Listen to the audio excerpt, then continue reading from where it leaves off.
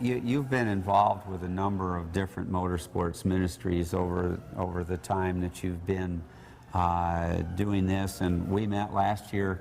I think it's the first time I ever remember meeting you and seeing you personally when we were at the SEMA show at that prayer breakfast. And what would you tell our viewer as we close this conversation? What would you tell our viewers as far as how they can go about ministering the love of Jesus and the hope that is within you? Remember, the Bible says that, you know, how we give an account for the hope that is within us.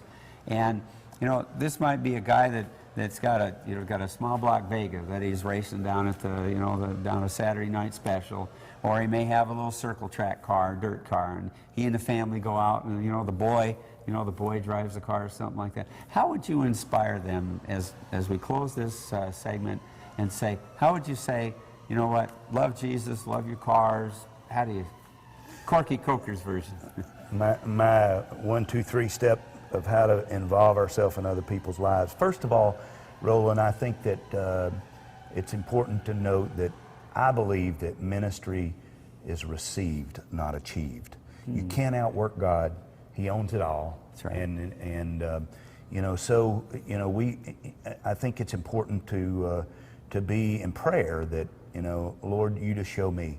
I'm going to give it to you, and you show me what I should do in this circumstance. I have this gift. I have this passion. If it's your will, and that's a real important phrase. Oh, yeah. If it's your will, not, Lord, I want to do this, and I'm going to help God go get every single racer at the circle track, for him. And look what I've done, Lord. Somehow, quite frankly, I don't think that's the Lord's will.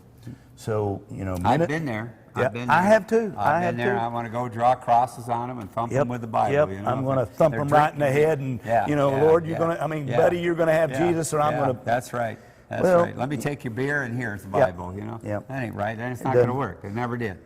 So ministry first is received and not achieved.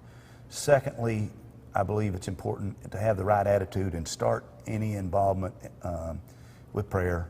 And have other people praying for you, interceding. That's right. Lord, here's all our prayers. And if you have, I had a grandmother that prayed for me her whole life, and she died just a few years ago at 92, I think. And, I say that, or somebody asked me, what are you going to do now? Your grandmother's not praying for you every day.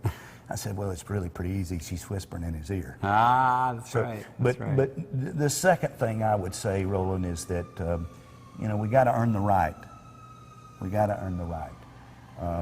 You got buddies out there that you're racing with, that you're going cruise-ins with. You got to be a friend to them first, and they got to trust you and know that that they can come to you. You got to show integrity. You can't make them stumble. So set that beer can down, or whatever.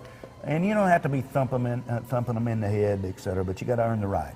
You got to show integrity, character, and passion, and you got to be in prayerful consideration, I think, of opportunities, and when there's a need, you got to take advantage of that need, and whether that's a financial need or need for prayer or just being a friend. And I think I don't remember who said it. I've heard it many times. We need to be preaching Christ all the time.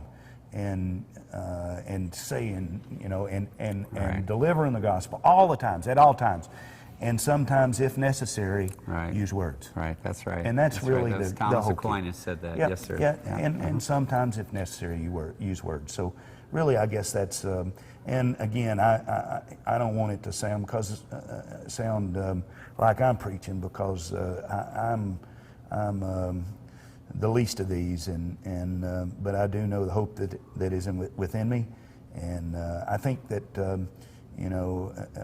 I know the end of the story, as you do. That's right. And if you know and trust in the Lord, you do know the end of the story. So there's a confidence there in decisions that you make and the things that you do and the way you live life. So that's really my explanation. That's wonderful. What makes Corky tick. And Roland, I thank you for coming and being here. It's an honor, Corky. Well, it's an honor, folks. I want to tell you what, the time that I've watched Corky over the years, because in the magazine business, you're always you're always watching. You know, you're either up there in the limelight, or you're watching those that are in the limelight. And I've always watched Corky with integrity, and I've always watched him. That was an honorable man. And like you said, you preached the word, but you didn't have to use words to do that, because you were always there. And when I saw you as the chairman of the board for SEMA, I thought, man, oh man, there was a guy who was just, had a little tire business way back. And Dumb old country boy from yeah, Tennessee. from Chattanooga. Chattanooga. Make sure you say it right, folks. Rockin' and rollin' with Roland. Glad to have you here today. Watch for the book.